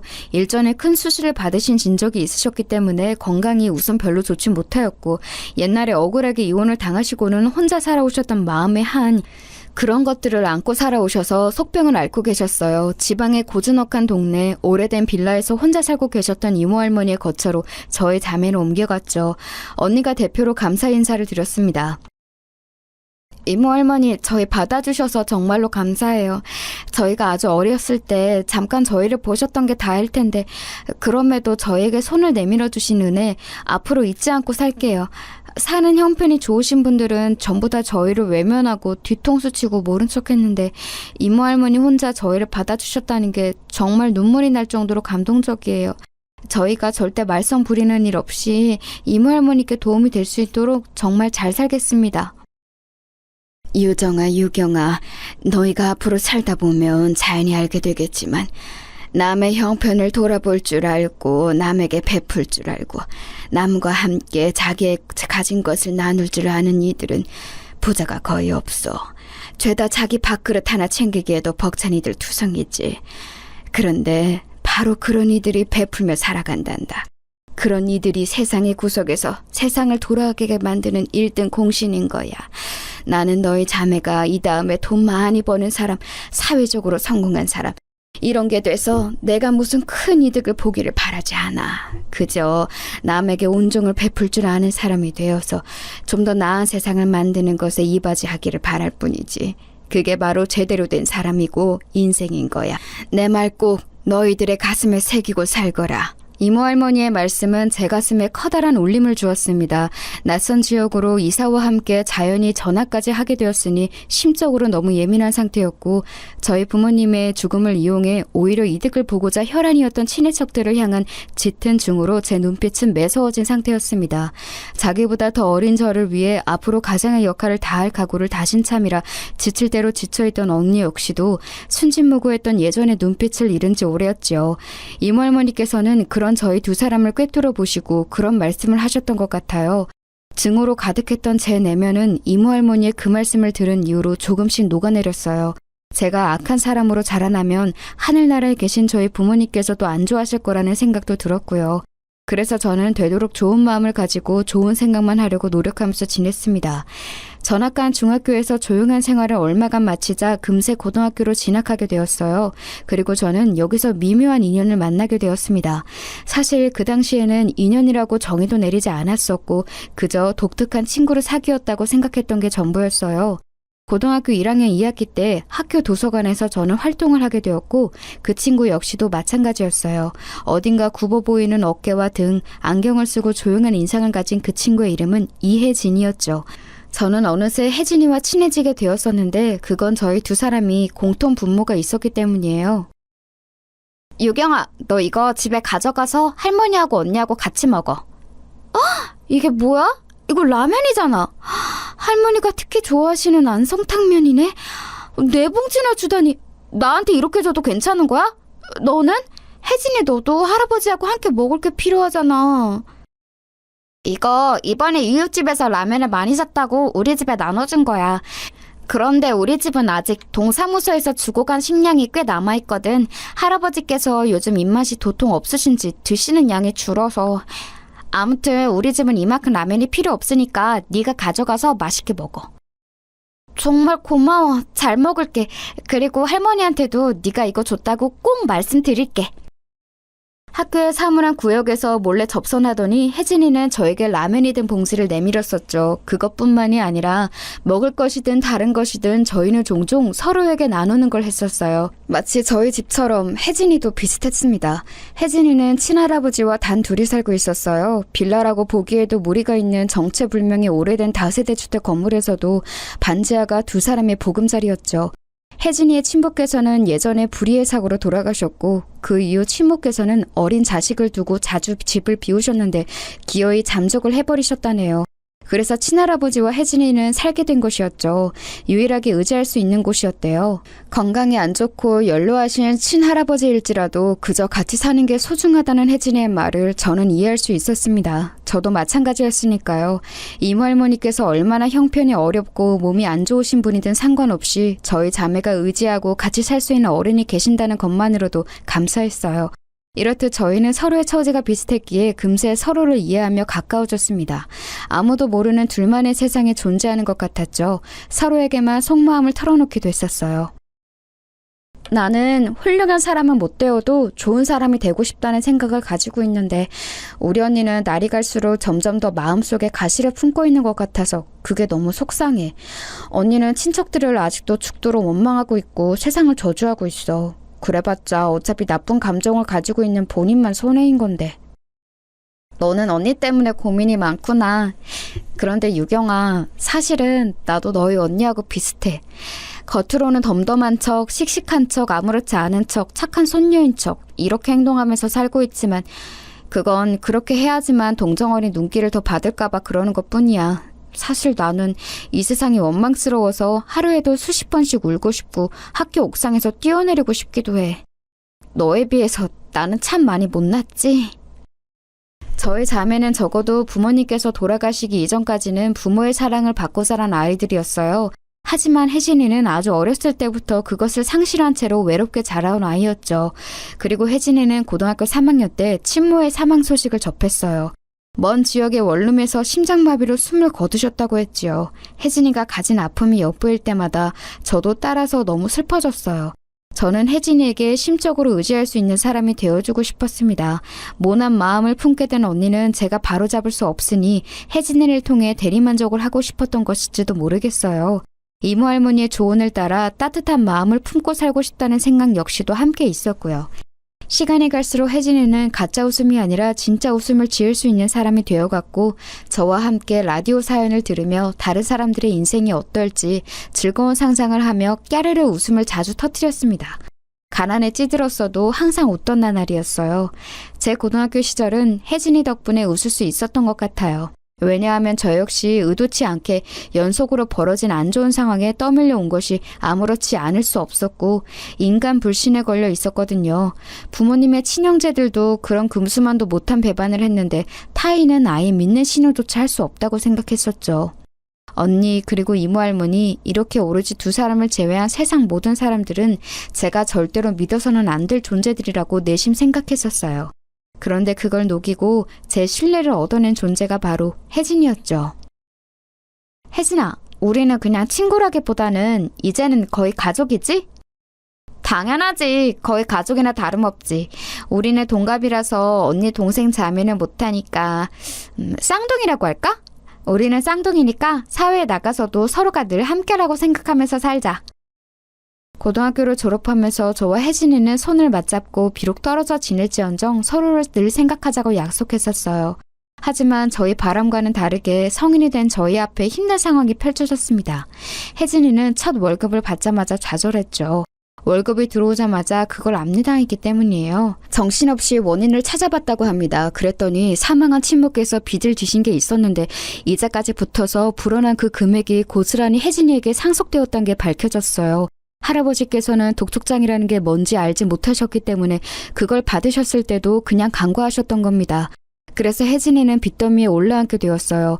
그 충격으로 할아버지께서는 쓰러지셨고 몇 달 뒤 영면에 드셨습니다. 혜진이가 어느 날 창백하게 질린 얼굴로 저를 찾아왔어요. 유경아, 미안한데 나 하루만 여기서 재워줄 수 있을까? 나 사는 자취방에는 이미 사채업자들이 들이닥쳐서 내가 거기로 들어갈 수가 없어. 그래서 너 지금 이 시간에 여기까지 온 거야? 당연히 재워줄 수 있지. 누추한 공간이지만 얼른 들어와서 몸 좀 녹여. 그 사채업자라는 놈들 왜 그렇게 악질이야? 네가 돈을 때마다 내고 있는데도 왜 착실하게 갚는 사람을 이렇게나 괴롭혀? 이제 보니까 돈만 목적인 게 아니라 사람 피말리고 괴롭히는 걸 즐기는 족속들 같아. 내가 잘못 걸려도 한참 잘못 걸린 거지. 힘없이 웃는 혜진의 얼굴에서는 어느새 진짜 웃음을 찾아볼 수가 없었습니다. 그날 이후로 저는 한참 고민했어요. 제가 좋게 살기로 노력해서 모은 돈이 통장에 있었습니다. 그걸로 혜진이를 도와줘야 하는지 이 고민이었죠. 그런데 3주 정도가 지났을 때였나? 혜진이한테 연락이 왔어요. 머뭇거리면서 힘겹게 묻더라고요. 돈 혹시 빌려줄 수 있냐고요. 그 목소리에 저는 눈을 감고 생각했습니다. 어려운 사람이 베풀고 산다는 이모 할머니의 말씀, 그게 떠올랐고 혜진이는 저에게 가족이나 다름없었기 때문에 저는 제 전 재산, 그때까지 모았던 1,000만 원을 모두 빌려주기로 결정했어요. 너 이거 네가 가진 돈의 전부잖아. 이렇게 나한테 건네줘서 정말 고마워. 이거라면 내가 당장 숨 돌리고 안심하면서 지낼 수 있을 것 같아. 꼭 갚을게. 진심으로 고마워, 유경아. 오는 혜진이를 보며 저는 비록 수중에 돈은 없었지만 잘한 결심이라고 생각했었어요. 혜진이가 어서 빨리 상황이 안정됐다는 연락을 주기만을 기다렸죠. 하지만 일주일이 지나고 한 달이 지나도 감감무소식이었습니다. 그때부터 초조해졌죠. 혜진이가 잠적했다는 가정은 떠올리고 싶지 않았어요. 그러나 반년이 지났을 때 혜진이가 머물렀던 곳까지 찾아가서 수소문을 해본 끝에 영영 자취를 감췄다는 사실을 알게 됐습니다. 설마 몹쓸 짓을 당한 걸까 싶어서 겁이 났었는데 혜진이가 짐을 다 챙겨서 이른 새벽에 길을 나서는 걸 목격한 동네 신문 배달부가 있었어요. 제 돈을 모두 가져간 혜진이는 아무 말도 없이 그렇게 저를 배신하고 떠났던 거예요. 귀한 돈을 다 잃었다는 상실감, 가족처럼 여겼던 사람에게 당한 배신, 이런 것으로 저는 제정신이 아니었습니다. 설상가상으로 이모 할머니께서 건강이 악화되어 병원 신세를 지게 되셨는데 병원비가 걱정이었어요. 그 1,000만 원이 있었다면 괜찮았을 텐데 이런 생각으로 하염없이 눈물이 나왔습니다. 죄송해요. 제가 어리석어서 사람 볼 줄도 모르고 돈을 빌려주는 바람에 지금 할머니께서 치료비를 걱정하시도록 만들어버렸어요. 다 제 잘못이에요. 아니다, 그렇게 생각하지 말어. 어려운 일을 돕고자 했던 너의 마음은 결코 잘못되지 않았어. 그런 말씀을 힘겹게 남기셨던 이모 할머니께서는 얼마 후 그대로 돌아가셨어요. 그 이후로 저는 언니와 자주 싸웠고 관계가 조금 틀어져 버렸죠. 세상에 뭐 이따위냐며 욕을 하던 언니는 열심히 살 이유를 못 찾겠다고 하더니 웬 한량 같은 남자를 만나서 살림을 차려버렸습니다. 그리고 이듬해에 저는 조카가 생겼죠. 형부라고 하고 싶지도 않은 그 남자는 처자식 내버려두고 혼자 놀러 다니면서 언니 속을 문드러지게 만들더니 남의 차를 멋대로 타고 나갔다가 음주운전 사고를 내고 현장에서 숨을 거뒀습니다. 그 비극적인 사고의 뒷수습을 언니가 해야만 했죠. 심지어 조카는 뇌 쪽에 희귀 질환을 앓고 있는 걸로 밝혀져서 나이가 어릴 때 수술을 받을수록 예후가 좋다는 병원의 소견도 받게 되었고요. 여러 가지 빚만 지고 있는 상황이었는데 수술비가 당장 어디서 난단 말인가요? 제가 도와주고 싶었으나 제 코도 석자였습니다. 이제는 내가 너의 가족이 되어줄게. 앞으로 나만 믿고 너는 따라오면 돼. 고생 끝, 행복 시작이야. 이런 말을 해줬던 남자와 저는 결혼했습니다. 시댁에서 저를 반대했고 그래서 결혼식도 결국 못 올렸어요. 혼인신고만 하고 작은 투룸 빌라에서 결혼 생활을 시작했죠. 그는 저를 동정했고 측은하게 여겼으며 자기가 제 인생의 백마탄 완장님이 되고 싶다고 했었습니다. 그런 그를 저는 의지했고 고마워했죠. 하지만 그건 사랑이 아니었어요. 그게 문제였죠. 미천 하나 없는 제가 형부의 비극적인 사고, 정신적으로 너무 피폐해져서 일상생활에 지장이 생긴 언니, 수술이 필요한 조카, 이런 문제들을 안게 되자 그는 저를 점점 멀리하기 시작했습니다. 그러더니 결국 저를 버렸어요. 저와 결혼한 걸 후회한다면서 말입니다. 네가 일말의 양심이 있다면 제발 나를 놓아줘. 너같이 불행한 여자하고 살고 싶은 남자는 세상에 아무도 없을 거야. 그게 할 소리야? 너는 책임감은커녕 의리도 없구나. 그래, 알았어. 나를 내치고 싶어서 안달난 네 소원 내가 들어줄게. 저는 눈물로 이혼을 해줄 수밖에 없었죠. 그리고 어떻게든 탈출구를 찾기 위해 제 남은 가족인 언니와 조카를 위해 돈을 벌어보려고 했습니다. 단지 그것뿐이었는데 잘못된 판단으로 제가 있던 돈마저 다 잃고 빚까지 지게 됐습니다. 주식이라는 걸 알지도 못하면서 주변에 꼬드김에 넘어간 제가 바보였던 것이죠. 달동네 초입에 있는 낡은 집으로 옮겨간 저는 빛이 제대로 들어오지 않는 곳에서 생활하며 제 인생의 우울함은 곱씹고 또 곱씹었습니다. 어떻게 살아야 할지 막막했죠. 그러던 어느 날 주말 아침부터 동네에 감자를 파는 트럭이 오는 소리가 들렸어요. 종종 오는 트럭인데 그날따라 희한하게 국산 핵감자 한 봉지에 3,000원에 판다는 확송기에서 흘러나오는 그 음성이 왜 그렇게 반가웠는지 모릅니다.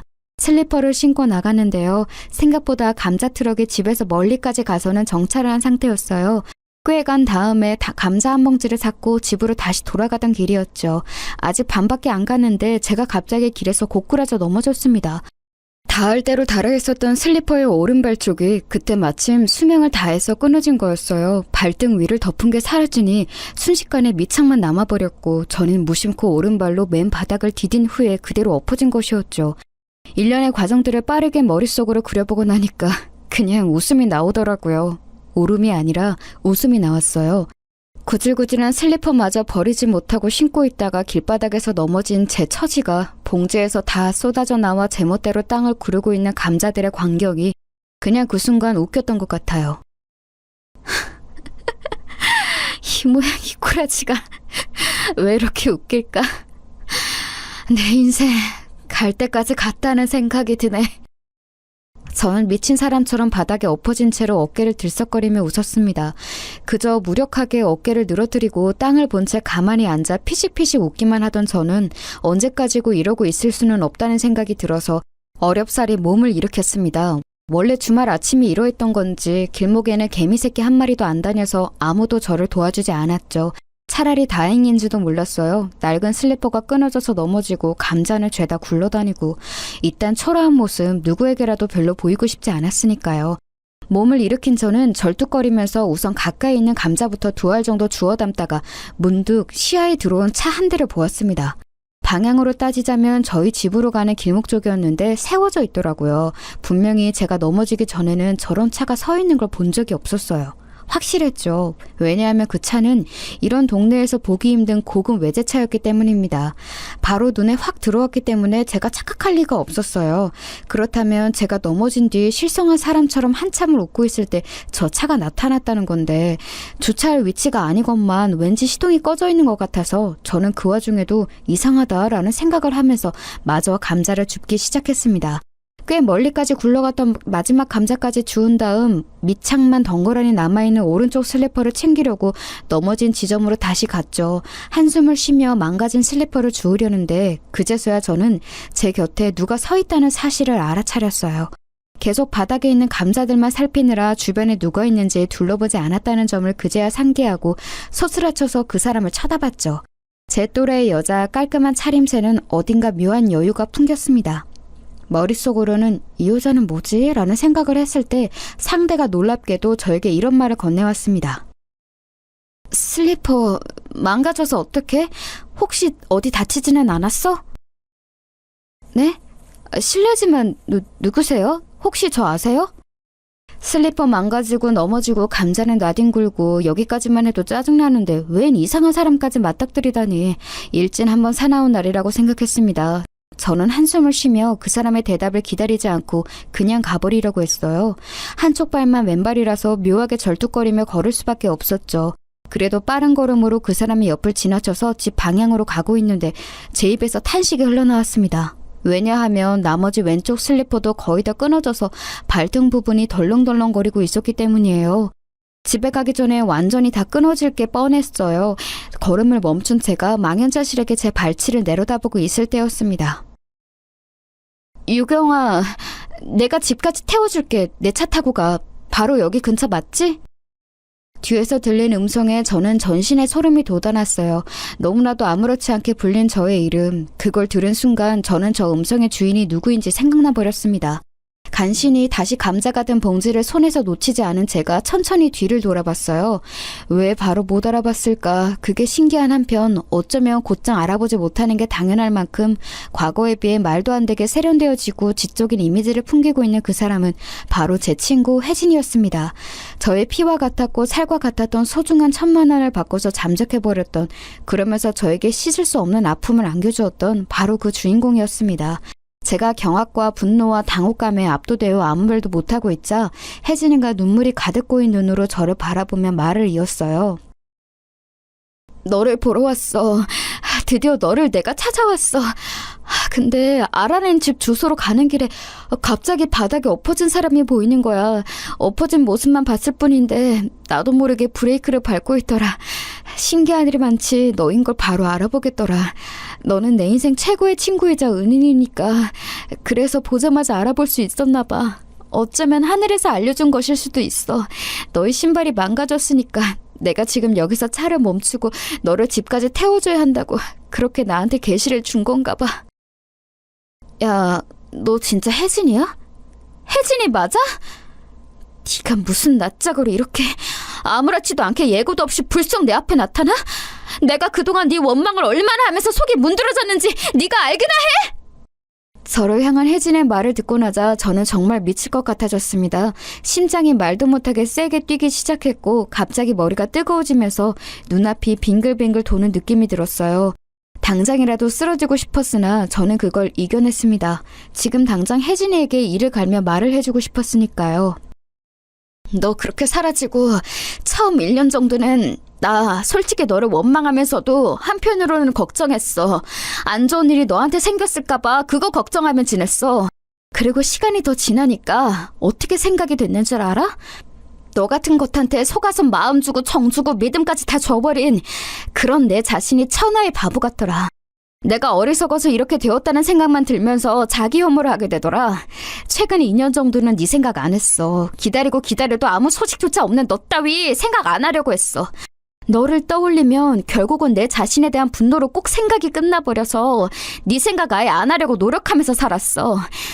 나는 내 인생은 너 아니어도 죽도록 힘드니까. 너한테 배신당한 건 아무것도 아니었을 만큼 정말 미치게 힘드니까. 그래서 네 생각할 겨를이 없었어. 그런데 네가 이렇게 짠 하고 나타난대? 나 그럼 이제 어떻게 해야 하니? 네가 말해줘봐. 네 뺨부터 후려칠까? 아니면 돈 내놓으라고 멱살부터 잡고 흔들까? 뭐부터 하면 좋겠는지 네가 어디 의견 좀 줘봐. 미안해 유경아, 정말로 미안해. 그 어떤 변명으로도 네가 받았을 상처를 돌이킬 수 없다는 거 알고 있어. 진심으로 미안해. 그동안 네가 나를 얼마나 기다렸을까. 10년이 넘어가는 지난 세월 네가 힘들어했을 걸 생각하면 나는 용서받을 자격이 아니라 용서를 구할 자격조차 없는 것 같아. 그러니 용서해달라는 말은 안 할게. 다만 미안하다고 이 사과만큼은 진심으로 전하고 싶어. 혜진이는 눈물을 줄줄 흘리며 고개를 떨구었다가 이내 허리까지 깊숙이 숙여 보였어요. 그 숙인 몸이 흐느낌에 맞춰서 떨리고 있었습니다. 저는 정이 내리기 힘든 감정이 밀려들자 너무 머리가 아파서 그 와중에 들고 있는 무거운 감자 봉지를 고쳐주며 휘청거렸고, 그런 저희 등에 차체가 닿았습니다. 이 자리에 서 있는 고급 외제차, 이제 보니까 혜진의 것이었죠.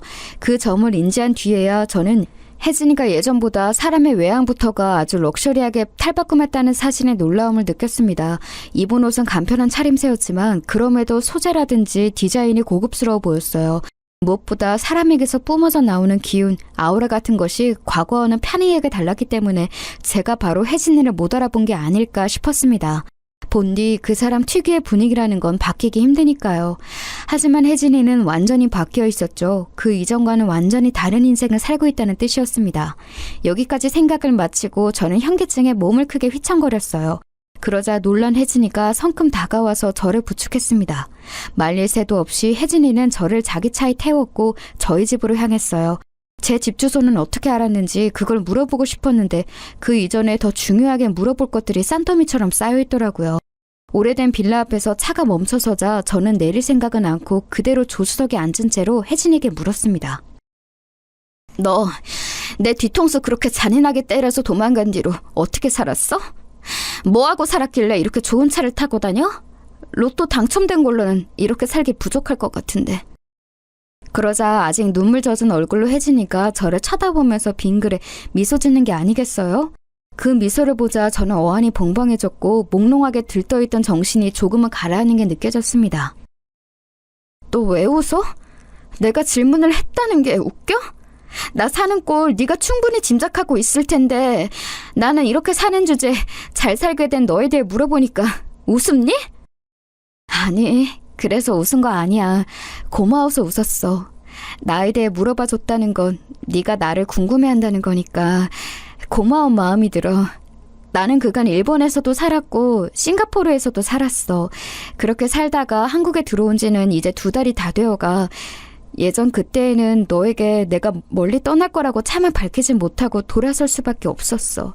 아주 질 나쁜 사채업자 조직이 내 꼬투리를 잡으려고 벼르고 있었고 감시망을 피해서 단 한 번의 완벽한 도주를 할 수밖에 없었던 내가 너에게 갈 수도 단서를 남겨줄 수도 없었어. 혜진이는 차분하게 당시의 행적을 이야기해 주었습니다. 저는 차가운 표정을 유지하고 애를 썼지만 이야기를 들을수록 놀라움을 금할 수 없어졌지요. 마치 영화에서나 나올 법한 일이었어요. 혜진이는 가진 수를 다 써서 사채를 갚으려고 했지만 악질인 그놈들은 야비하게도 금액이 틀렸다는 궤변으로 혜진이를 압박했습니다. 어떻게 해서든지 혜진이를 사채의 굴레수 속에서 가둬놓을 작정이었겠죠. 그러다가 그 사채업자들이 새로운 조직폭력배들과 손을 잡고 일을 시작하게 됐다는 사실을 우연히 알게 된 혜진이는 그야말로 생명을 잃을지도 모른다는 공포를 느꼈다고 합니다. 단지 자기 목숨에 대한 것뿐만이 아니었고 자기와 연관된 주변 이들에 대한 걱정까지 같이 하고 있었죠. 예를 들면 바로 저 말입니다. 두려움에 휩싸여 있던 혜진이는 직장에서 만났던 분인 일본으로 취업 연결이 되어 떠났었던 사실을 떠올리자마자 몰래 출국할 작정부터 했던 거예요. 사람이 한 가지 생각에 빠지면 눈에 뵈는 것이 없다고 하죠. 그때 혜진이가 그랬었다고 합니다. 아무런 티를 안 내고 일상을 사는 척하다가 일본으로 도망가 버리는 계획을 성공하는 것에 사로잡혀 있었던 거예요. 사채업자 그 악마들을 피해 일본으로 가는 것에 성공한 혜진이는 그럼에도 한동안 두려움에 떨면서 지냈고 그곳에서 아는 사람을 찾았죠. 직장에서 만났던 인연이 어디 회사로 연결되어 간다는 것 정도는 기업명을 기억하고 있었으니까요. 그 다음부터는 그곳에 자리 잡고 사는 한국 사람들의 도움을 받아 한동안 먹고 사는 것에만 집중했다고 합니다. 이때까지도 한국에 연락해볼 엄두를 못 냈다네요. 제 생각을 매일 하긴 했으나 연락하는 건 꿈도 못 꿨다고 해요. 자기 때문에 제가 어떻게 잘못될까봐, 피해를 입게 될까봐 망상처럼 번진 걱정으로 연락도 못한 채로 자기와 저의 인연이 끊긴 것처럼 보이게 하기 위해서 그렇게 지냈다고 합니다. 혜진이는 원래 야무지고 똑똑한 아이였어요. 그건 공부머리하고는 다른 거였죠. 저는 학창시절에 종종 혜진이가 만약 지독히도 어려운 이런 환경에서 나고 자라지 않았다면 엄청난 인물이 됐을 거라는 가정을 했었어요.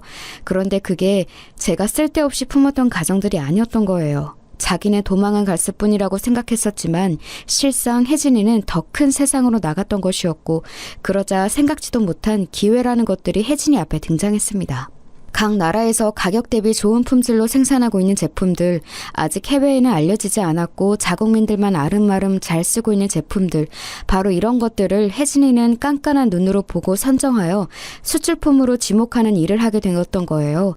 바야흐로 인터넷 쇼핑의 시대가 열린 시기였고 혜진이의 역할은 점점 더 중요해졌습니다. 자기 자신도 믿기 어려운 성공의 길이 눈앞에 쫙 펼쳐졌다고 혜진이는 그렇게 회상했죠.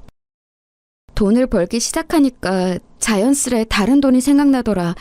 네가 내어준 그 1,000만 원. 그리고 악질적인 사채업자들이 나에게 사기를 쳐대며 영원히 다 갚을 수 없을 것처럼 꾸며냈던 그 돈까지. 그래서 나는 그 사채업자들의 현황을 알아보기 시작했어. 그때가 내가 잠적한 지 3년이 훌쩍 넘어 4년이 다 되어가던 때였지. 그 악질 조직이 와해되고 있던 것 같더라. 그래서 기쁜 마음으로 그것들이 전부 사라지기를 기다렸어. 그리고 내가 너에게 말도 없이 사라진 지 6년을 채웠을 때 그것들은 인과응보를 받았는지 자멸해서 조직이 무너진 후였으나 나는 어쩐지 너에게 찾아갈 용기가 나지 않았어. 그때 깨달았던 것 같아.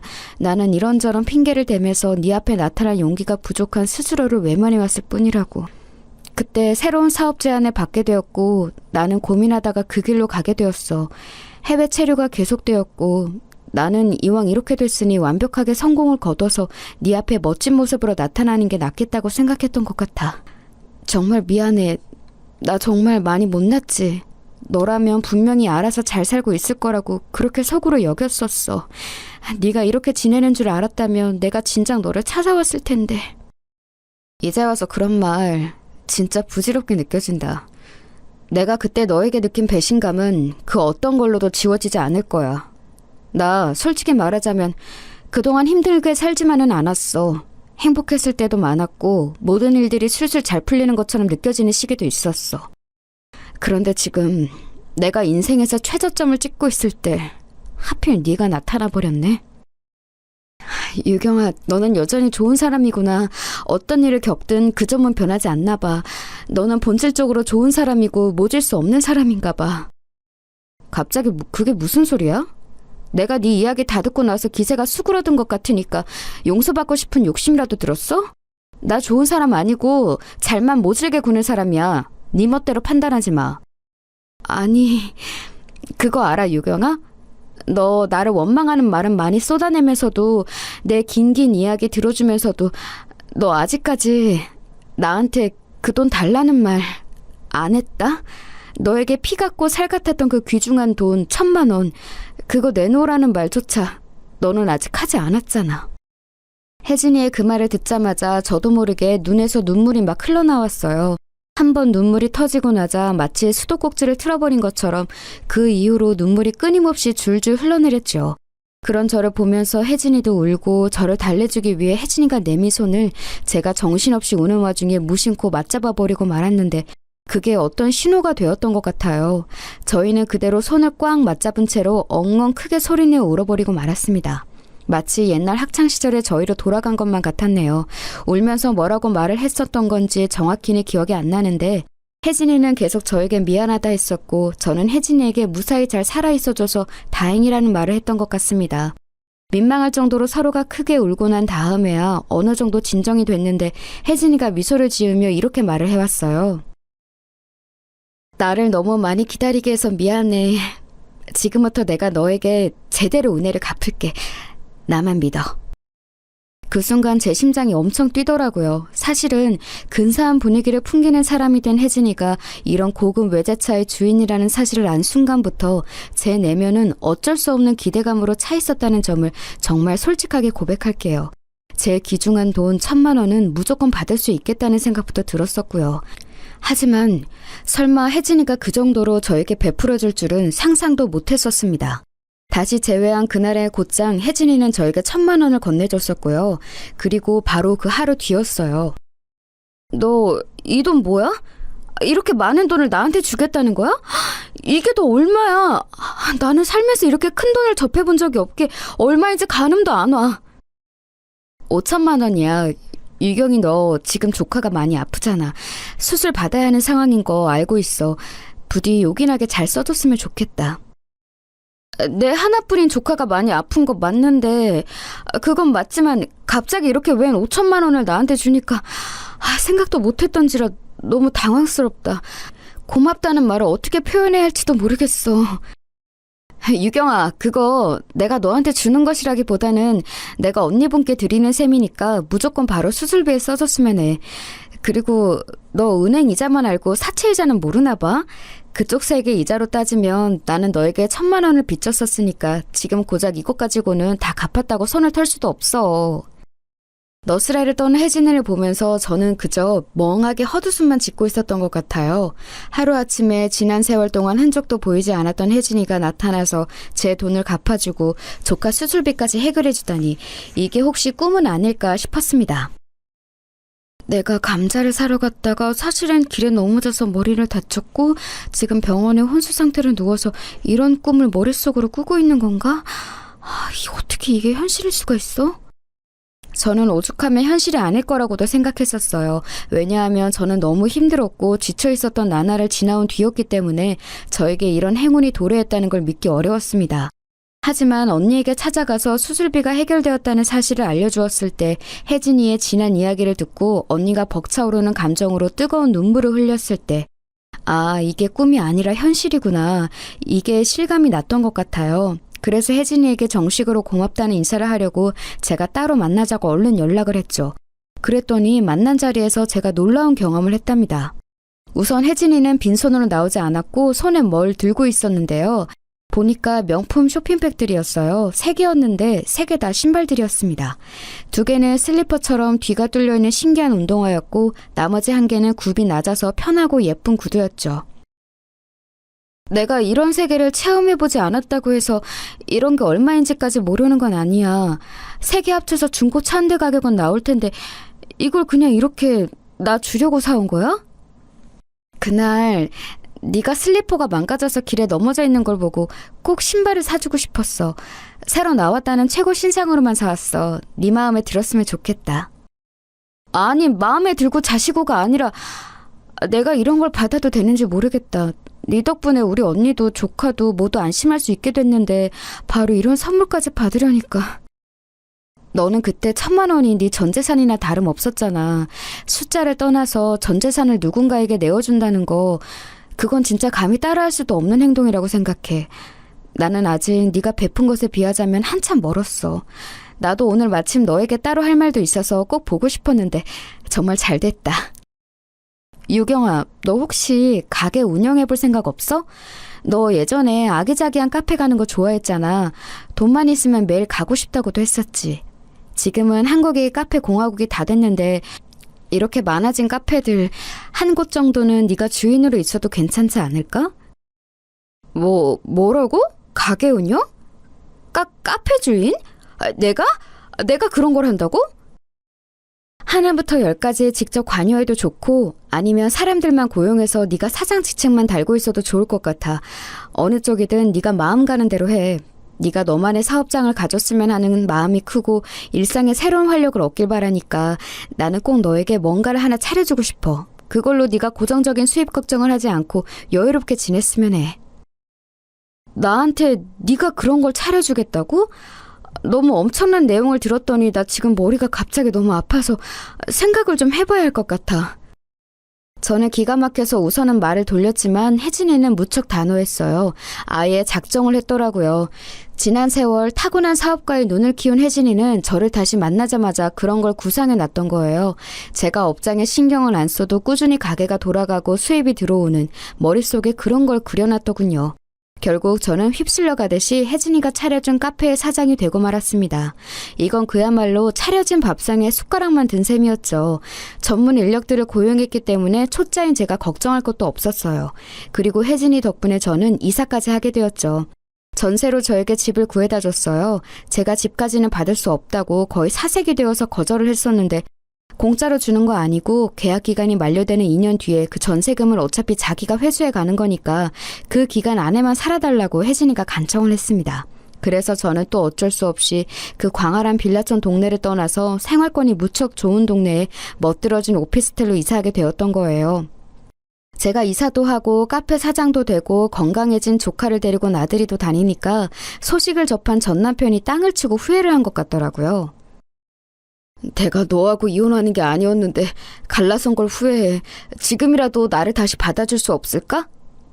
간만에 멋대로 연락하더니 한다는 소리가 고작 그런 헛소리야? 이혼하고 갈라섰다기보다는 네가 일방적으로 나를 버린 것이었지. 말은 바로 해. 그리고 새장가 들어서 지금 와이프가 임신 중이라고 알고 있는데 나한테 이런 수작을 부려도 괜찮은 거야? 네 와이프 귀에 들어가도록 그럼 내가 입 좀 나불거려도 되는 거지? 네가 그걸 알고 있었단 말이야? 그건 안 돼. 제발 말하지 말아줘. 내가 별로 원하지 않았던 재혼이었고 임신이어서 워낙 심란하게 지내고 있었더니 너에게 흔들렸나 봐. 변명도 어쩜 그렇게 구질구질해? 원하지 않았던 재혼, 임신? 너 정말 남자 망신 다 시키는구나. 2번 이혼 겪고 싶지 않으면 행동거지 똑바로 하고 살아. 내가 언제든 네 와이프한테 너의 만행을 귀띔할 수 있으니까. 알았어? 전 남편의 기가 죽어서 허겁지겁 저에게 사과를 늘어놓았고 그 이후로는 연락이 없었죠. 하지만 건너 지인을 통해서 나중에 듣자 하니 자꾸 술자리 같은 곳에서 제 이야기를 하면서 저를 놓친 걸 후회한다고 눈물 콧물을 흘려댔다고 합니다. 여러모로 끝까지 별로인 남자였어요. 제가 가게도 안정적으로 운영하고 나오는 수익금으로 여유롭게 살고 이사간 동네의 생활을 즐기고 있을 때 혜진이가 결혼을 하였습니다. 싱가포르에서 만난 인연이라고 하더라고요. 상대 측에서는 진작 결혼식을 올리기를 원했지만 혜진이는 저에게 빚을 졌던 일을 오롯이 해결하지 않으면 결혼을 할 수 없다고 했었대요.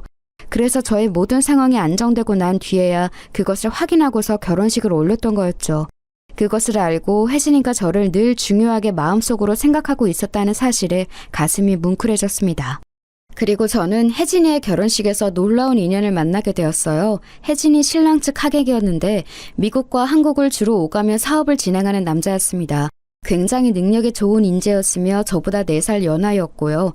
혜진이는 당연히 그 사람과 안면이 있었고 결혼식 뒤풀이에서 저를 그 사람에게 인사시켜 주었어요.